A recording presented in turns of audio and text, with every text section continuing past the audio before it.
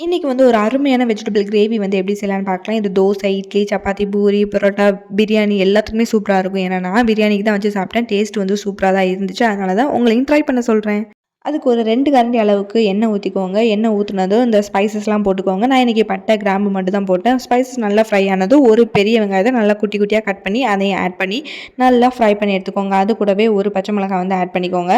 அது நல்லா வதங்கினதும் ஒரு 2, 3 தக்காளிய வந்து குட்டி குட்டியா கட் பண்ணி ஆட் பண்ணிக்கோங்க. குட்டி தக்காளினா ஒரு 2 தக்காளி, பெரிய தக்காளினா 1 தக்காளி வந்து போதும். அது நல்லா வதங்கினதும் புதினா, கொத்தமல்லி வந்து ஆட் பண்ணிக்கலாம். அதுக்கப்புறம் வந்து மசாலாஸ்லாம் ஆட் பண்ணிக்கலாம். நான் இன்றைக்கி 1/2 ஸ்பூன் வந்து கரம் மசாலா வந்து ஆட் பண்ணியிருக்கேன். 1 1/2 ஸ்பூன் வந்து தனி மிளகாய் தூள் அண்ட் 1 1/2 ஸ்பூன் வந்து மல்லித்தூள் வந்து ஆட் பண்ணியிருக்கேன். கொஞ்சோண்டு வந்து கலருக்காக மஞ்சள் தூள் வந்து ஆட் பண்ணியிருக்கேன்.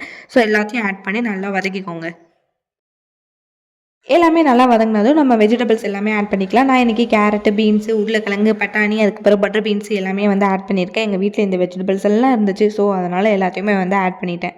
எல்லாத்தையும் நல்லா வதக்குனதுக்கப்புறம் தேவையான அளவுக்கு தண்ணி ஊற்றிக்கலாம். நான் இன்றைக்கி வந்து ஒரு 2 டம்ளர் அளவுக்கு தண்ணி ஊற்றினேன். அதுக்கப்புறம் வந்து தேங்காய் பேஸ்ட் வந்து ஒன்று ஊற்றணும். அது வந்து நான் வீடியோ எடுக்க மறந்துட்டேன். ஸோ ஒரு கை அளவுக்கு தேங்காய், ஒரு 5, 6 முந்திரி பருப்பு, அதுக்கப்புறம் கசகசா எல்லாமே ஆட் பண்ணி நல்லா அரைச்சி வச்சுக்கோங்க. நைஸாக வந்து அரைக்கணும். அரைச்சிட்டு அதுக்கப்புறம் இந்த இதில் வந்து ஊற்றிக்கோங்க. வெஜிடபிள் எல்லாமே வெந்ததுக்கப்புறம் ஊற்றினா சூப்பரான கிரேவி வந்து ரெடி ஆயிரும். ட்ரை பண்ணி பாருங்கள்.